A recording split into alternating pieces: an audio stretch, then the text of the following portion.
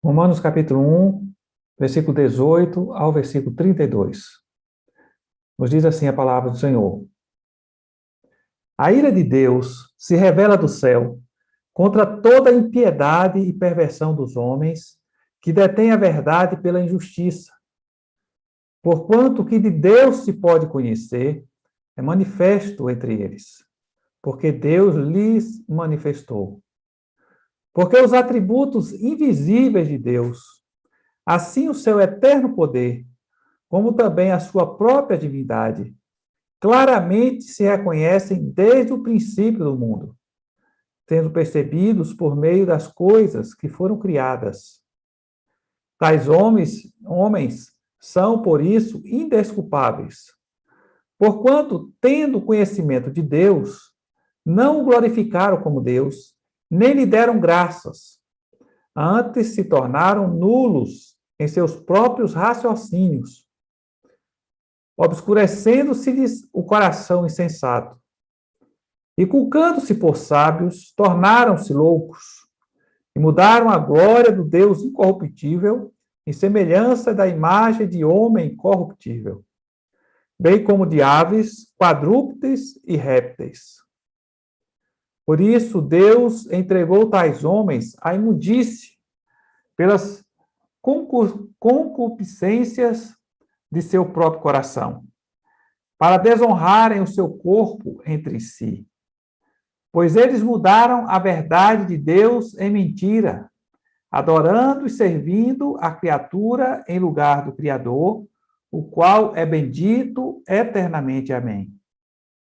Por causa disso, os entregou Deus a paixões e fames, porque até as mulheres mudaram o modo natural de suas relações íntimas por outro contrário à natureza. Semelhantemente, os homens também, deixando o contato natural da mulher, se inflamaram mutuamente em sua sensualidade, cometendo torpeza homens com homens e recebendo em si mesmos a merecida punição do seu erro. E por haverem desprezado o conhecimento de Deus, o próprio Deus os entregou a uma disposição mental reprovável, para praticarem coisas inconvenientes, cheios de toda injustiça, malícia, avareza e maldade, possuídos de inveja, homicídio, contenda, dolo e malignidade, sendo difamadores, caluniadores, aborrecidos de Deus, insolentes, soberbos, presunçosos, inventores de males, desobedientes aos pais, insensatos, pérfidos, sem afeição natural e sem misericórdia. Ora, conhecendo eles a sentença de Deus, de que são passíveis de morte os que tais coisas praticam, não somente as fazem, mas também aprovam os que assim procedem. Amém. Vamos ter mais uma oração? Oremos então, irmãos. Nosso Deus, louvado e exaltado seja o teu nome, Senhor. Pois tu és Deus, em cima nos céus e aqui embaixo também na terra. Tu tens o controle de todas as coisas, das nossas vidas, das nossas experiências. E é tu que inclina, Senhor Deus, os nossos corações para onde o Senhor mesmo deseja. Por isso nós te louvamos, porque o Senhor tem o domínio sobre as nossas vidas e a nossa história. E no nome de Jesus, ó Pai, pedimos que o Senhor fale conosco através da tua palavra, que o Senhor abra o nosso entendimento e nosso coração, que o Senhor nos dê o discernimento a respeito do que esse texto tem a nos dizer nessa noite, que o conhecimento não fique apenas, Senhor Deus, no aspecto intelectual, mas que seja um conhecimento que possa nos desafiar uma mudança de vida, uma mudança de comportamento.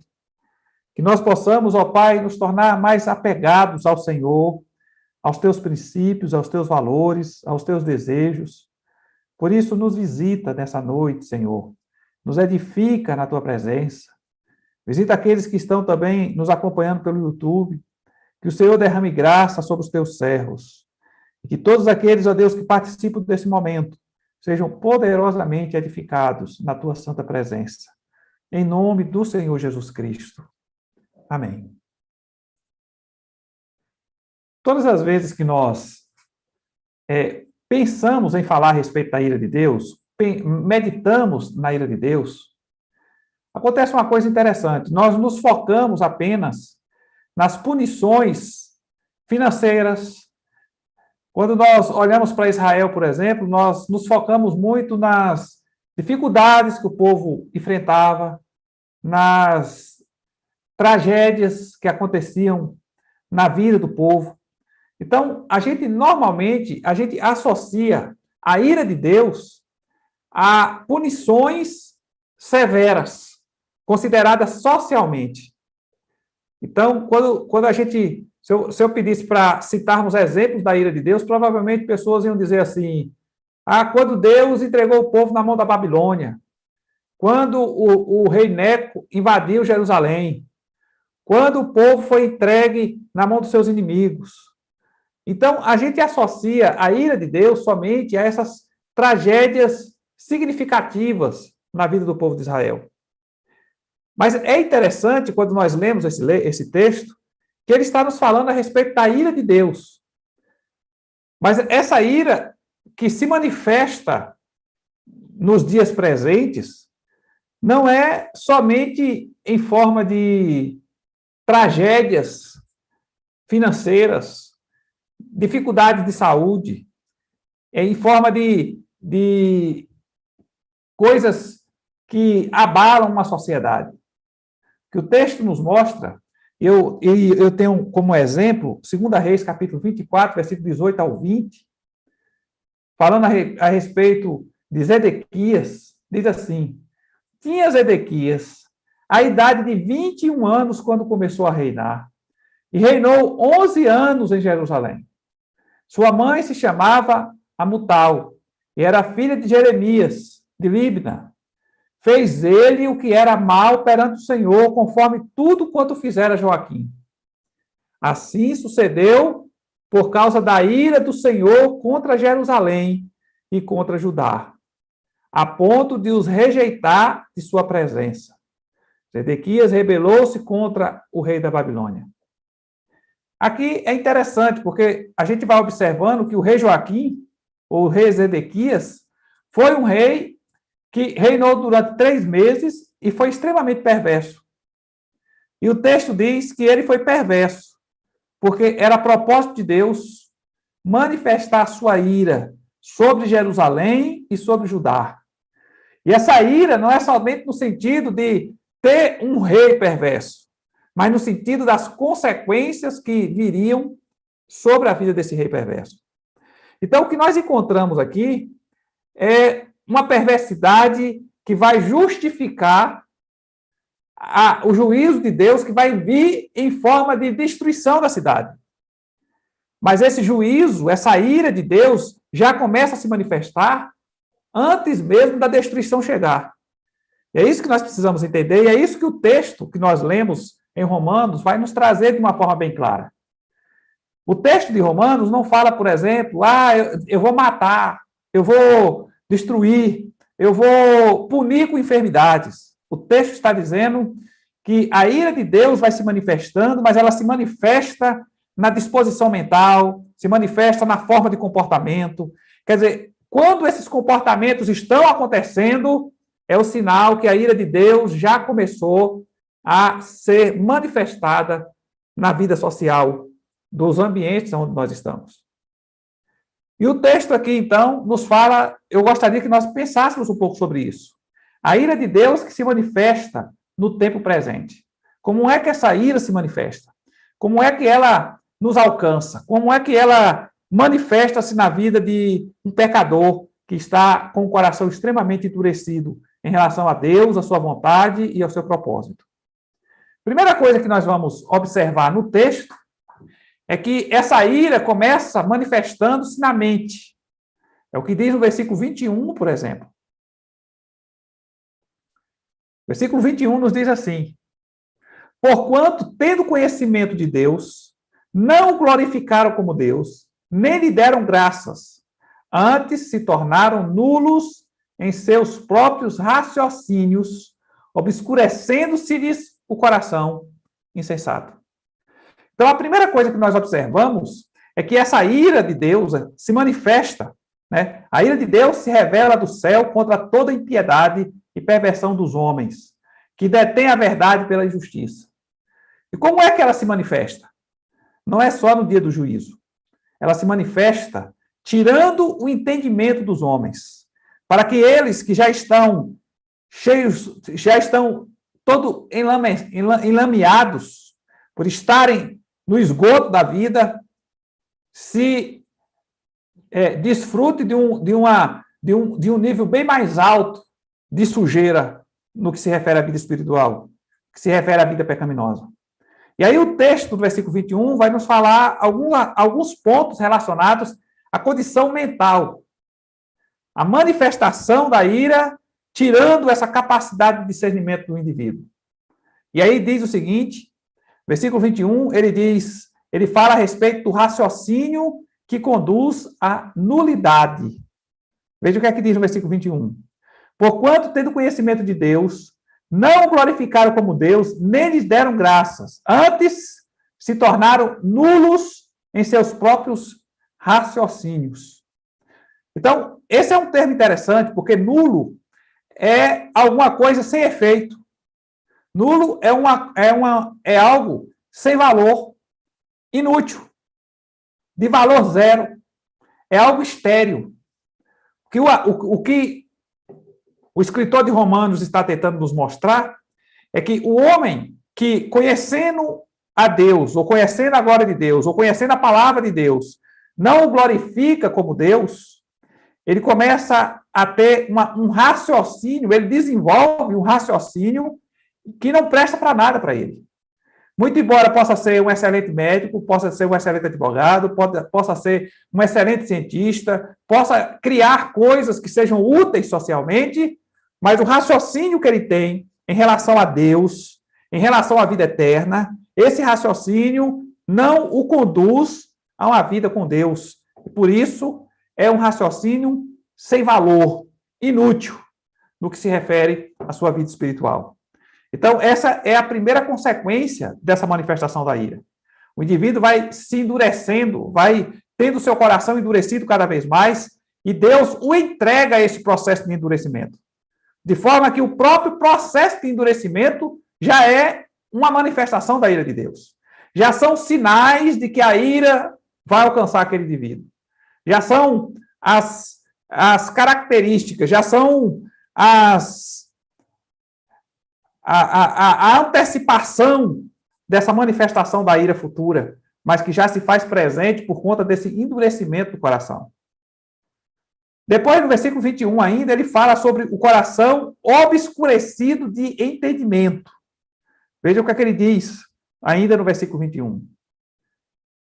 Se tornaram nulos em seus próprios raciocínios, obscurecendo-se-lhes o coração insensato. Quando a gente vai observar esses conceitos, obscurecido, significa que tem pouca luz, perda de brilho, de clareza. É o que eu imagino que aconteceu com Salomão. Salomão, um homem que teve experiências com Deus, que construiu o templo de Israel e que fez tantas coisas extraordinárias. Deus apareceu para ele em sonho, mandou ele fazer alguns pedidos, ele fez o pedido, Deus achou que ele pediu certo, e por conta disso, disse para ele, olha, vou lhe dar, não somente isso. E aí, então, deu a ele riquezas, deu a ele vida longa, e deu também a sabedoria e conhecimento que ele queria. E o que nós encontramos nesse homem é que, no decorrer da vida, ele, por influência das mulheres que tinha, e eram muitas, ele se entregou à vida pecaminosa, à idolatria, se prostrou diante de imagens. Aí imagine um homem com a capacidade de Salomão, com o intelecto de Salomão e com o conhecimento que Salomão tinha de Deus. Salomão estava levando comidinha para apresentar diante de imagens de escultura, fazendo sacrifícios diante de deuses que ele sabia, pelo menos teoricamente, que não eram deuses coisa nenhuma. O que nós encontramos, então, é alguém que teve o seu entendimento obscurecido. Quer dizer, um entendimento que não tem mais a luz do Evangelho, que não tem mais a luz do Espírito Santo para orientar. E é o que nós encontramos, então, aqui. São sinais dessa ira que se manifesta no indivíduo.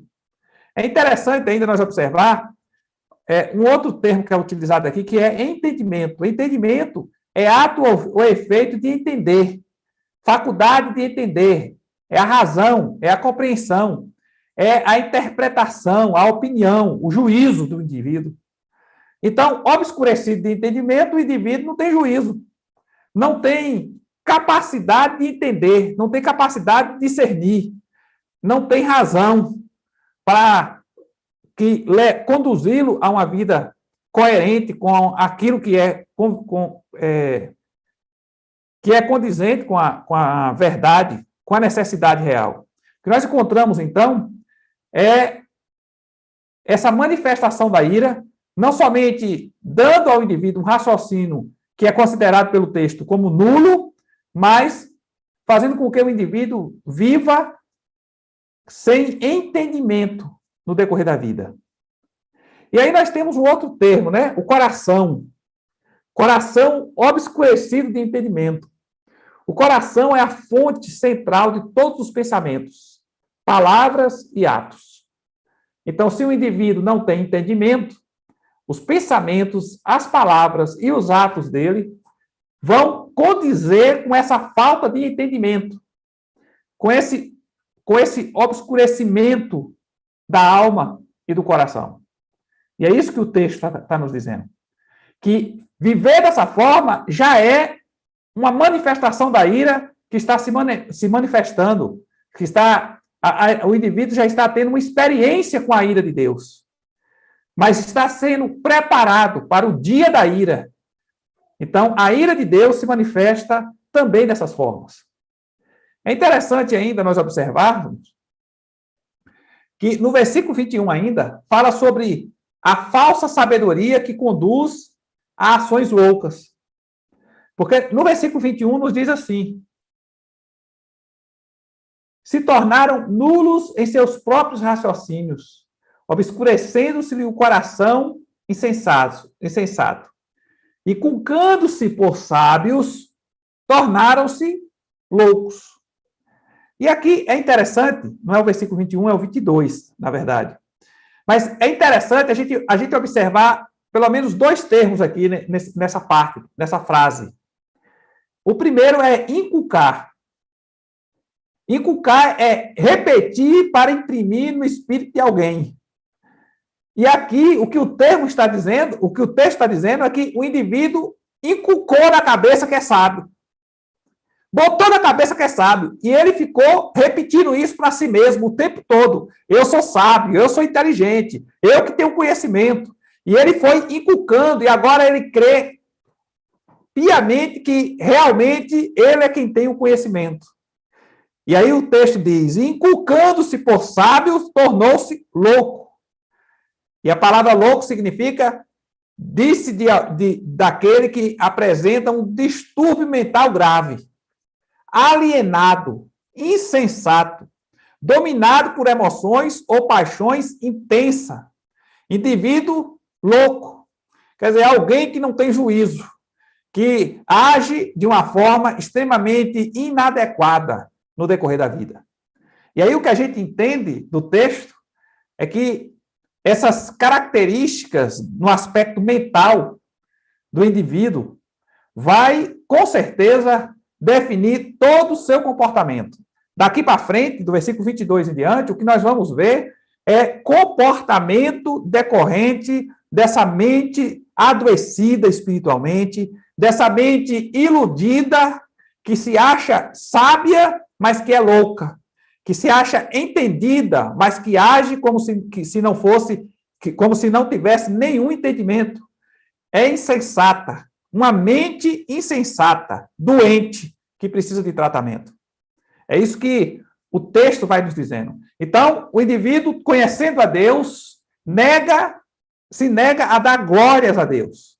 E aí, então, a sua capacidade de entendimento fica completamente obscurecida, de forma que a ira de Deus já se manifesta nessa incapacidade de se relacionar com Deus. Então, essa é a primeira lição que eu gostaria de tirar do texto. Que ira de Deus não é somente quando Deus traz um juízo, um dano físico, mas esse dano mental, essa incapacidade mental, é fruto também dessa ira. A ira de Deus que se manifesta dos céus contra toda impiedade e perversão dos homens que detêm a verdade pela injustiça. Começa na mente do indivíduo. E aí eu quero voltar lá naquele versículo 20, do capítulo 24 de 2 Reis, que diz assim: assim sucedeu por causa da ira do Senhor contra Jerusalém e contra Judá, a ponto de os rejeitar de sua presença. Então, assim sucedeu por causa da ira do Senhor. A mente ficou sem foco e o indivíduo, então, fica perdido, se achando o mais sábio do mundo, tratando os crentes como se eles fossem um bando de ignorantes. Mas, na verdade, ele é que está iludido, inculcou na própria mente que é sábio e não tem sabedoria nenhuma. Segunda coisa que eu gostaria de destacar aqui do texto é a vida prática daquele que está sob a ira de Deus. E falando sobre isso, o que eu gostaria de chamar a nossa atenção é que, às vezes a gente vê alguém que anda com Deus, está convertido, vivendo ali no Senhor, buscando, orando, procurando se corrigir, consertar a sua vida. De repente, o indivíduo comete um pecado. E depois que comete o pecado, parece que perdeu o freio. E aí começa a viver tudo o que ele não vivia antes. Se entrega à bebida, se entrega às drogas, se entrega à prostituição, e pinta e borda. Perdeu o freio. O que foi isso? O que foi essa perda de freio? Olha, a perda de freio, o freio é o Espírito Santo que dá. Então, o indivíduo, muitas vezes, pratica coisas inconvenientes diante de Deus. E aí, então, essa perda de freio deveria nos levar, sabe o quê? A nós pensarmos assim: a ira de Deus já está se manifestando sobre mim. E deveria nos levar a nos quebrantarmos diante de Deus. Senhor, tem misericórdia, porque eu já estou vendo sinais da tua ira se manifestando.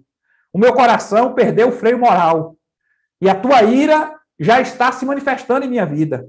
Por isso, Senhor, tira de mim a tua ira, derrama a tua misericórdia sobre mim.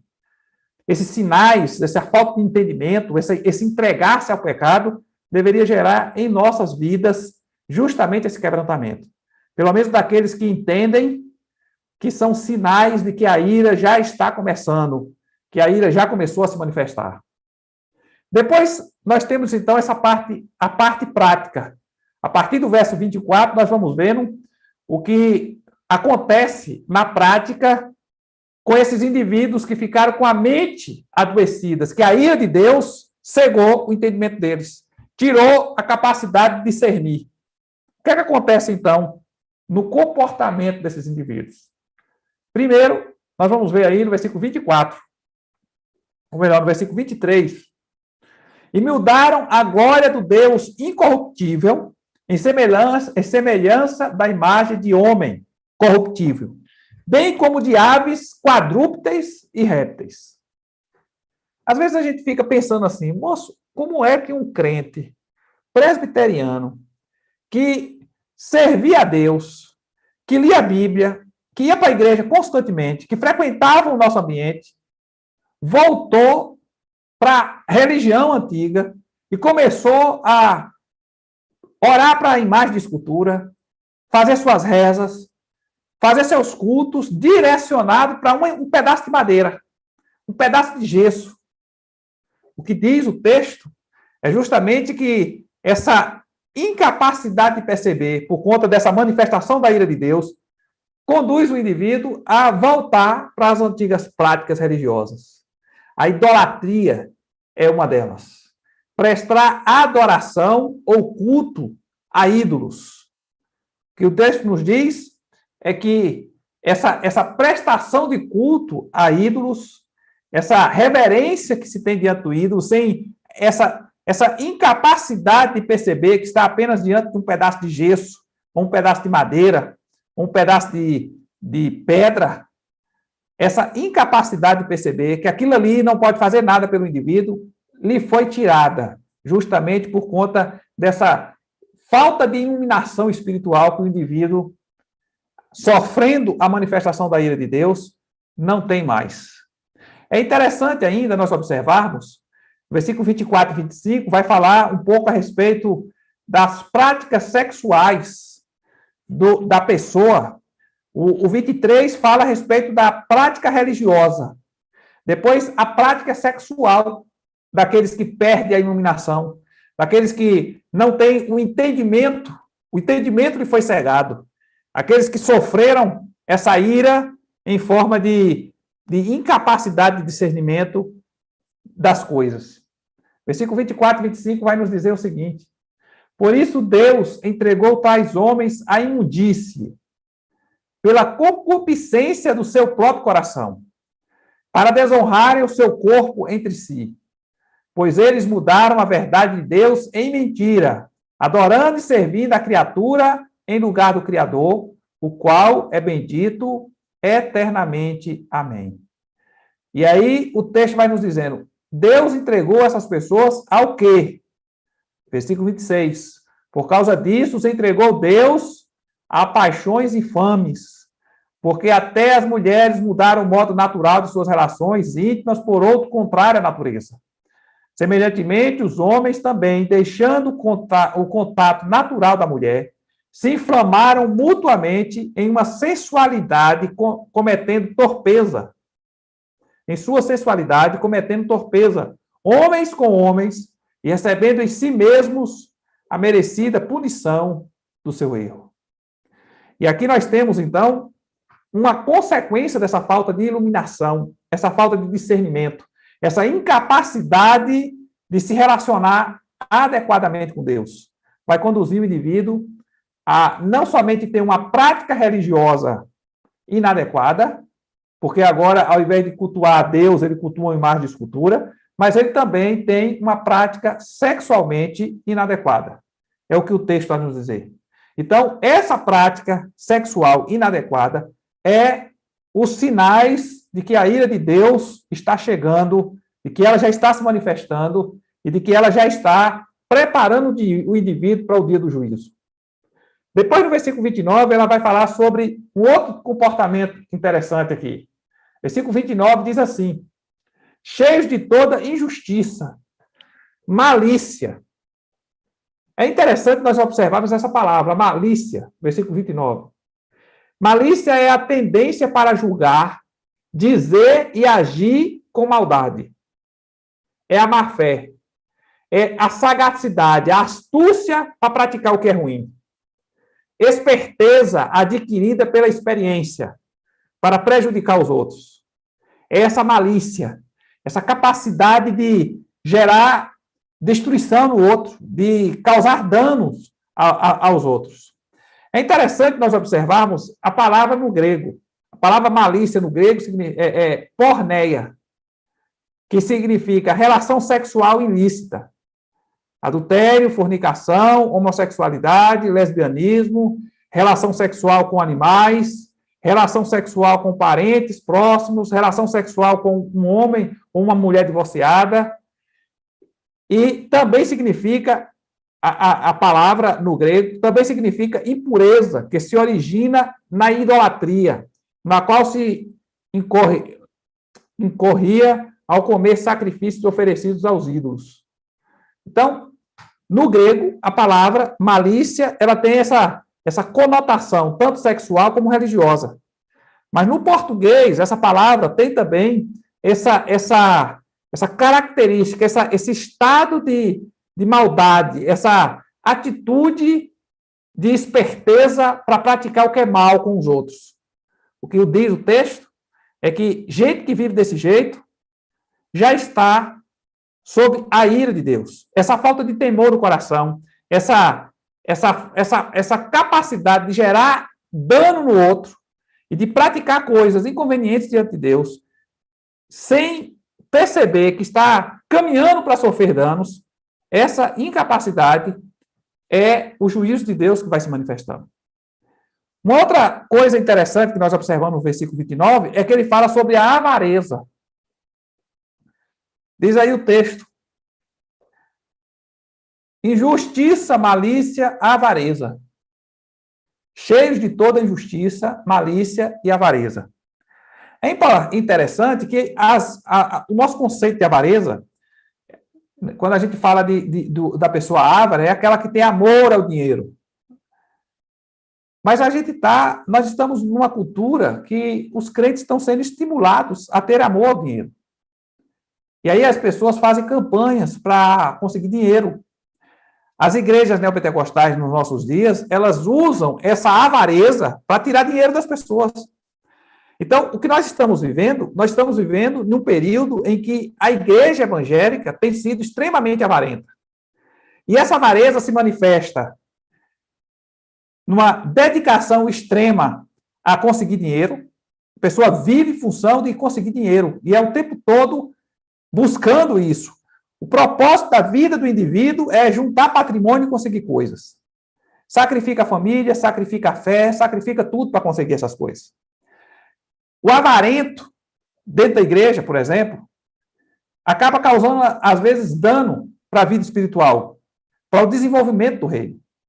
Porque a gente sabe que nós precisamos de investimento financeiro também. Nós estamos construindo um templo ali em América Dourada e, com certeza, se nós não tivéssemos pessoas avarentas no nosso meio, provavelmente aquele templo já estaria construído. Mas o que acontece? Deus fala o coração do indivíduo, vai lá e ajuda na construção, e a pessoa se segura por causa do amor ao dinheiro. E nós precisamos entender que nós não vamos levar nada, nem esse corpo físico que nós temos, que nós usamos, nós vamos levar.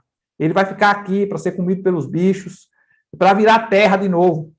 Então nós precisamos entender que, no final das contas, o que nós investimos no reino de Deus é o que nós vamos ter de lucro no futuro. E nós precisávamos pensar assim: vamos juntar tesouros nos céus. E foi isso que Jesus disse, né? Não ajunteis tesouros sobre a terra, ajunte tesouro no céu. É claro que você vai investir para ter uma estrutura, para ter uma casa. É algo extremamente coerente. Mas não viva como se isso fosse a coisa mais importante da sua vida. Porque ter intimidade com Deus é o que é mais importante. E quem tem intimidade com Deus, abre a mão para o necessitado. Quem tem intimidade com Deus, abre o bolso para o reino de Deus, para as necessidades do reino de Deus.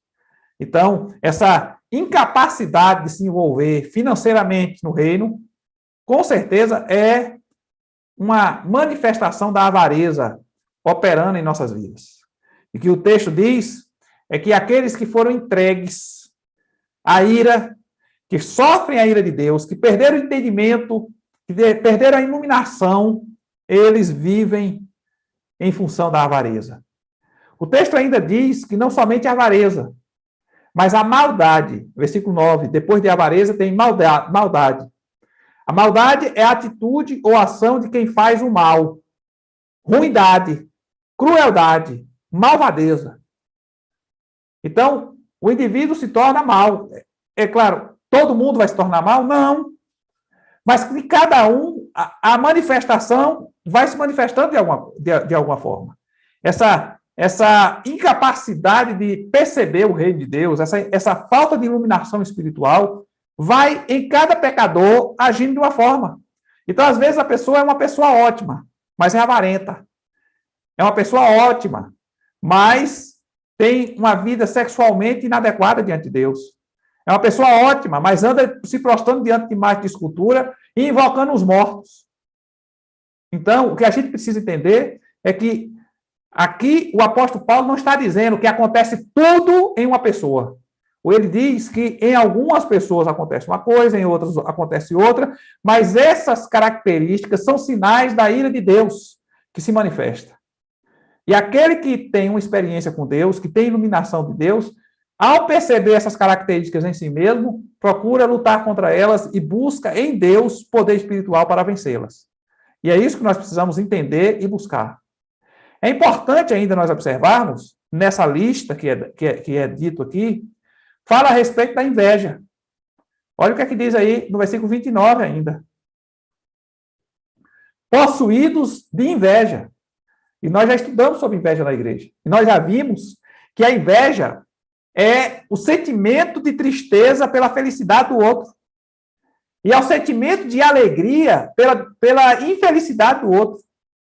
Então, o invejoso, ele investe contra a felicidade do outro. Digamos que tem alguém na igreja, por exemplo, que esteja desenvolvendo um projeto. E digamos que exista um invejoso por perto. O que é que o invejoso vai fazer? Vai boicotar o projeto para ver o outro infeliz.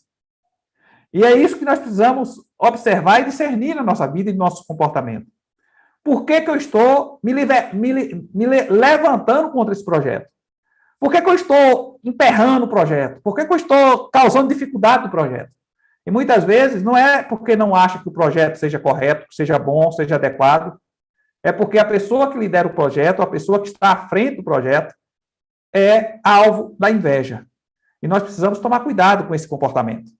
E o que a gente observa aqui é que esse comportamento inadequado, esse comportamento invejoso é fruto de falta de iluminação espiritual. O texto ainda nos fala, não somente do invejoso, mas fala sobre possuídos de homicídio. Versículo 29 nos diz assim: possuídos de inveja, homicídio. O que seria, então, uma pessoa possuída de homicídio? Aí a gente lembra logo dos traficantes, das guerras entre os traficantes. Mas o que a gente precisa entender é que a gente não mata somente quando a gente pega uma arma e aponta para o outro. A gente mata também no coração, na alma. Quando o nosso coração está cheio de homicídio. Não tem coragem de matar fisicamente, mas mata no coração. Medita, alimenta a alma com esse tipo de coisa. E nos nossos dias nós temos aí a televisão incentivando isso o tempo todo. Nós temos os âncoras dos jornais incentivando esse tipo de sentimento. Quer dizer, nós fomos chamados por Deus para olharmos para esses indivíduos e para buscarmos a misericórdia de Deus sobre eles. Mas muitas vezes nós ficamos aliviados quando esses indivíduos são mortos. E por quê? Porque nós desejamos a morte deles. Eles nos incomodam. Nós precisamos entender que nós não fomos chamados para desejar a morte. Nós fomos chamados para desejar a vida e para buscar a vida de Deus para todos os homens, inclusive para aqueles que nos perseguem. Então, a nossa atitude precisa ser diferente. Mas aquele que não tem iluminação espiritual age dessa forma. Desejando a morte, meditando na morte, alimentando sentimentos de morte, ainda que não tenha coragem de matar. Mas a morte está dentro dele. Essa meditação constante na morte. Essa fixação na morte do outro. Esse desejo de ver o outro desaparecer, porque incomoda. Esse sentimento é de alguém que não tem iluminação e que sofre as evidências de que a ira de Deus e não o amor de Deus o alcançou. Uma outra coisa interessante, no versículo 29, fala a respeito de contenda. Possuídos de contenda também. Veja o que é que diz. Versículo 29. Possuídos de inveja, homicídio, contenda. E aí, a palavra, então, significa debate, alteração, controvérsia, luta, combate, contenção. Contender significa lutar, brigar, discutir, alterar, competir. Então, o que a gente observa na sociedade é isso, esse sentimento, essa competição. E nos dias de hoje, com a internet, a gente vê isso com muito mais facilidade. Você vê uma reportagem, e aí a pessoa está lá descrevendo uma reportagem, descrevendo uns fatos, e aí no final você dá uma lidinha ali nos comentários que as pessoas fazem. E você vai ver uma disputa, gente agindo de forma extremamente grosseira umas com as outras, porque o outro não está de acordo com aquilo que ele pensa, ou com o partido que ele defende. E aí o que a gente encontra é justamente essa contenda.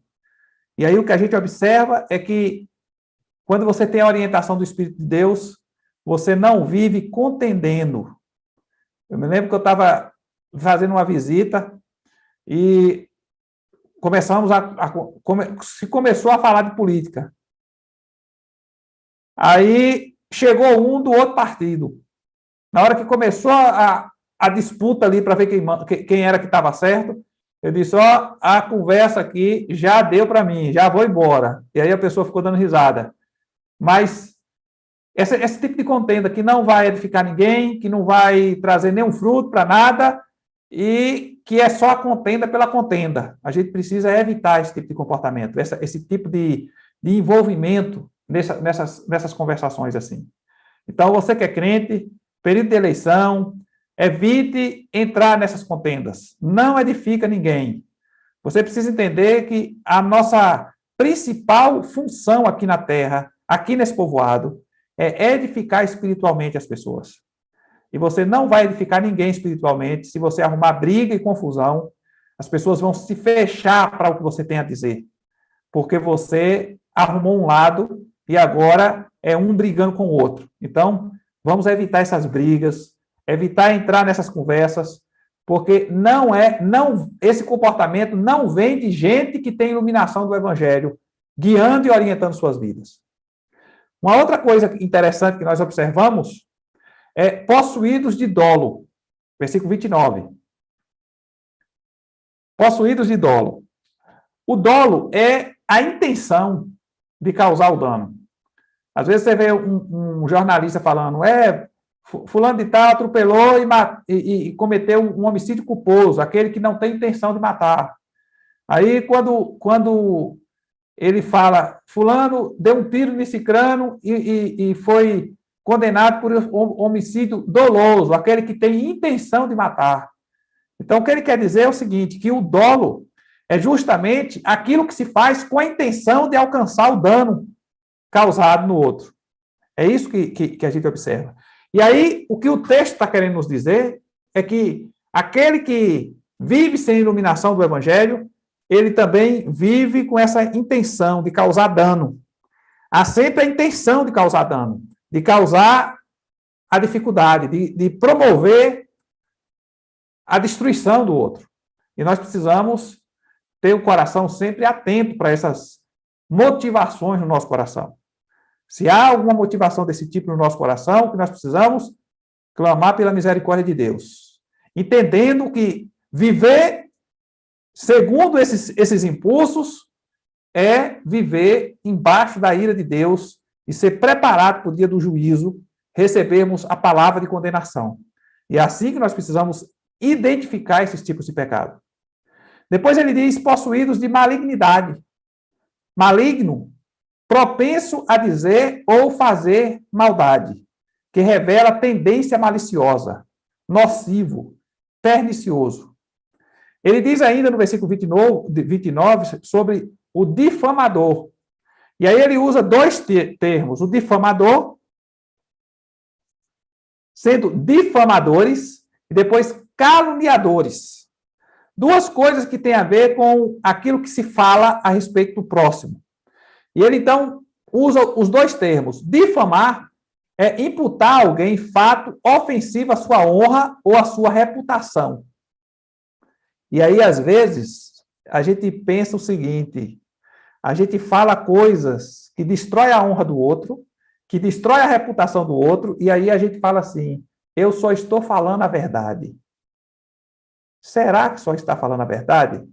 E será que a intenção do coração é só falar a verdade? Ou é destruir o outro? Ou está com raiva do outro, com ira, e quer causar um dano no outro? Então a gente precisa entender, será que eu estou só falando a verdade? Ou eu estou difamando a pessoa? Espalhando informação? Porque falar a verdade, falar coisa ruim a respeito do outro, mesmo que seja verdade, também é difamação. Porque é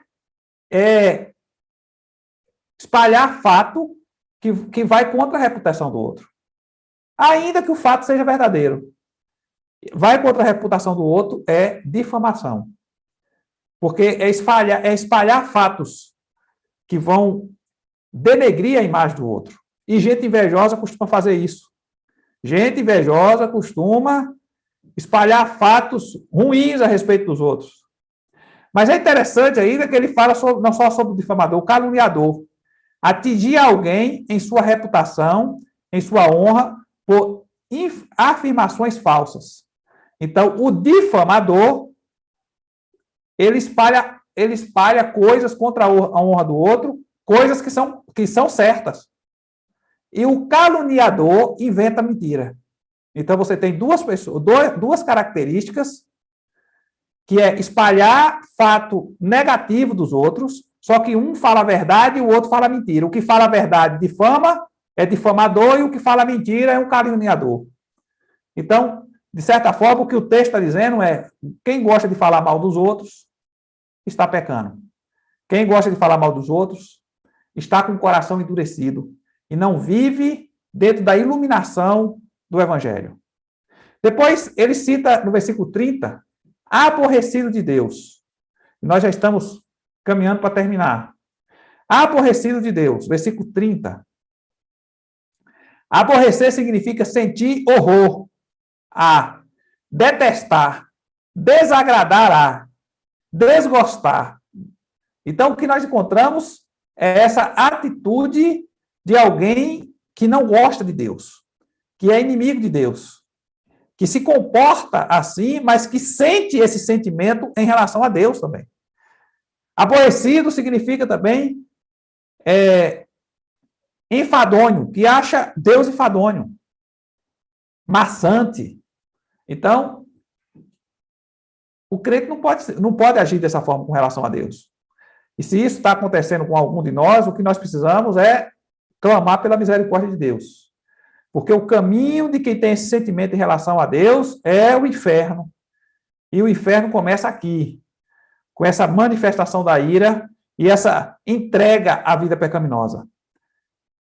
Depois ele fala sobre ser insolente. Eu vou aqui só citar o que significa cada coisa, porque nós já passamos do nosso horário. Então, insolente, o que é que significa? Arrogante, altivo, desrespeitoso, malcriado, desaforado. Depois nós temos o outro termo, que é soberbo, versículo 30. Soberbo, que é mais alto, que está mais alto ou mais elevado que o outro. Arrogante, orgulhoso, vaidoso, presunçoso, magnífico, maravilhoso, esplêndido, pessoa excessivamente orgulhosa, arrogante. Então, o soberbo é aquele que se sente melhor do que todo mundo. Ele é melhor do que todo mundo, então ele pode pisar em todo mundo, ele pode falar mal de todo mundo, ele pode diminuir todo mundo, porque ele sempre se vê como se ele estivesse num pedestal e todo mundo estivesse abaixo dele. Ele é o melhor, ele é o que fala melhor, ele é aquele que se sente melhor. Então, é o soberbo. Depois o texto diz que foi entregue também a presunção, opinião elevada de si mesmo. E aí nós já estudamos tanto sobre a soberba, sobre a soberba como a presunção, que são filhas do orgulho. Então, é um indivíduo orgulhoso, que se acha melhor do que os outros e que tem uma percepção de si mesmo que não faz parte da verdade, mas que se acha melhor do que as outras pessoas. O versículo 30 ainda fala sobre inventores de males. Nós já falamos um pouco sobre causar dano às pessoas, né? E esses inventores de males muitas vezes causam danos terríveis às pessoas. Desobedientes aos pais. Aí alguém olha e diz assim: mas moço, desobediente aos pais é um pecado tão comum de se cometer? Mas o crente precisa lutar contra esse estado de desobediência aos pais. Porque o que o texto está nos dizendo é que são características de pessoas que estão sob a ira de Deus e que estão destinados a sofrer a segunda morte, que é o juízo de Deus. Então, nós precisamos tomar cuidado. Você que é crente, tem filhos, ou melhor, tem pais, precisa aprender a honrar seu pai e sua mãe. É o primeiro mandamento com promessa. Honra teu pai e tua mãe, para que tenha longas vida e tenha não somente longa vida, mas vida abençoada por Deus. Então, o cristão precisa ter vida abençoada honrando os pais. e desobedientes aos pais são aqueles que estão sob a ira de Deus. Insensato, que perdeu a razão, louco, insano, contrário ao bom senso. Então, o que a gente observa é essa insensatez que nós já conversamos um pouco antes. Pérfido, que significa que falta a fé jurada, traidor, infiel, desleal, falso, enganador. É o pérfido. Sem afeição natural. Afeição é afeto, amizade, gosto, amor, pendor, inclinação. Então, afeto. Diz o texto, então, natural. O que é natural? Produzido na natureza ou de acordo com as suas leis, sem a intervenção do homem. Inato. Amor de pai para filho, amor de filho para com o pai. Quer dizer, é uma coisa que você nasce com ela. A afeição natural é algo que você nasce com ela. O que o texto diz é que esses indivíduos são verdadeiros psicopatas. Eles não têm afeição natural. E nós estamos caminhando para uma geração que tem cada vez menos essa afeição natural. Porque é uma geração que vive atrás de um celular, de um computador, e que se relaciona com as pessoas através de meios de comunicação. O contato pessoal, a gente não tem desenvolvido muito na nossa geração. E isso vai fazendo com que as pessoas se tornem cada vez mais egoístas. E essa afeição natural vai diminuindo cada vez mais. Então, a gente precisa ter percepção a respeito disso. Esses dias, hoje mesmo, eu estava conversando com algumas pessoas e nós lembramos de um caso de um médico que, depois de formar, a mãe se matou para conseguir mantê-lo na faculdade e nos estudos. Passou a infância toda desse menino lutando para conseguir mantê-lo num nível bom de estudo, para que ele se tornasse médico. E quando ele se tornou médico, a mãe vai fazer uma visita e ele diz: a senhora não pode ficar me visitando sem primeiro avisar, porque agora eu sou de outra classe social. Quer dizer, é de outra classe social e por isso vai destratar a mãe que passou a vida inteira cuidando dele e investindo, e tudo que ele é fruto do trabalho que a mãe teve com ele. Mas ele não tem essa percepção e trata a mãe como se ela fosse uma qualquer. Essa afeição natural que vai se perdendo daquele que é arrogante e que perde o bom senso por conta da falta da luz do evangelho no coração. E no versículo 23, por último, é a última característica que nós vamos trabalhar. Aliás, é a penúltima, mas nós vamos só citar as duas. Sem misericórdia.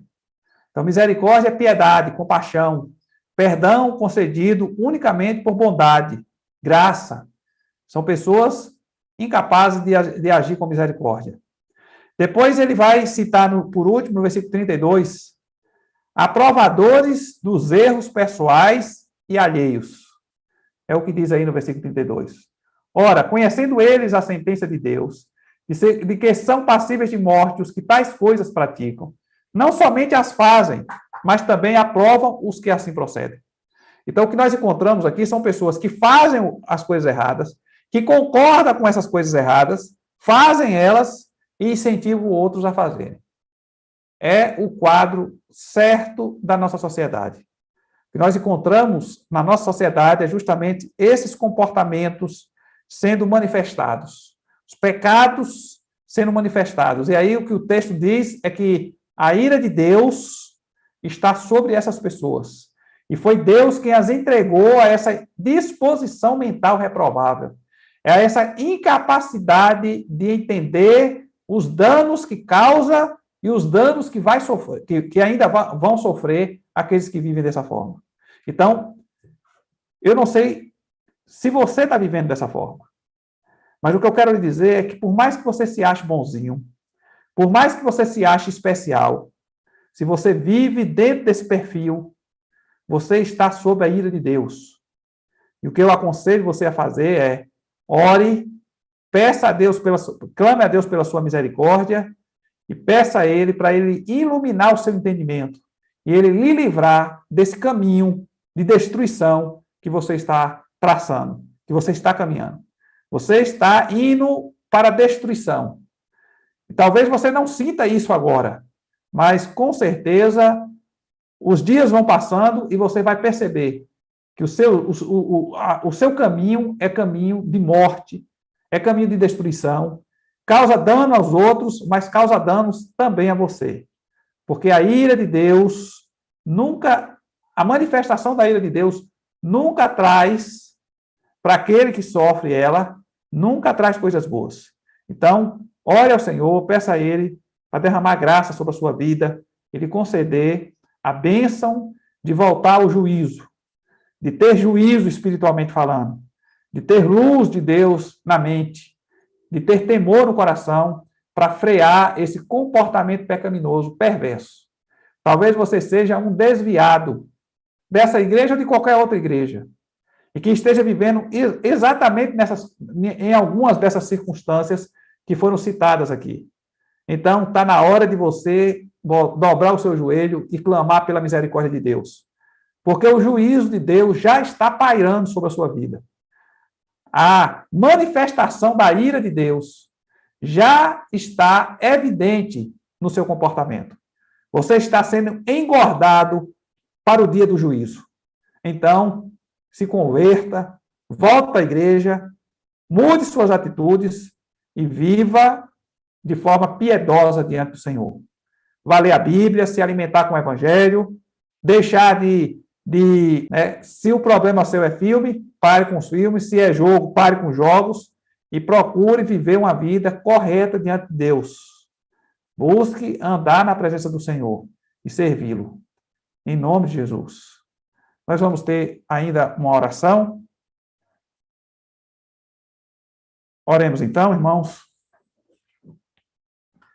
Nosso Deus, nós queremos louvar e bendizer o teu nome, porque o Senhor sempre nos adverte antes da tua ira se manifestar. O Senhor levanta os teus profetas, o Senhor nos exorta, o Senhor fala a nossa consciência, o Senhor fala conosco através da tua palavra. Às vezes visitamos alguma igreja ou temos a oportunidade de conversar com algum crente e o Senhor traz à nossa mente, à nossa memória, as tuas palavras de conserto para os nossos corações. E nós queremos pedir ao Senhor, tenha misericórdia de nós, quando começamos a dar espaço a esses comportamentos inadequados diante do Senhor. Tenha misericórdia de nós, Senhor Deus, quando o nosso coração esfria em relação a Ti, quando nós começamos a não ver mais sentido em ir para a igreja, em ler a palavra, em ter a nossa vida de oração, quando nós começamos, Senhor Deus, a não perceber mais a qualidade da espiritualidade de vivermos diante do Senhor. Que o Senhor tenha misericórdia de nós. Renova, Senhor Deus, o nosso fervor na Tua presença.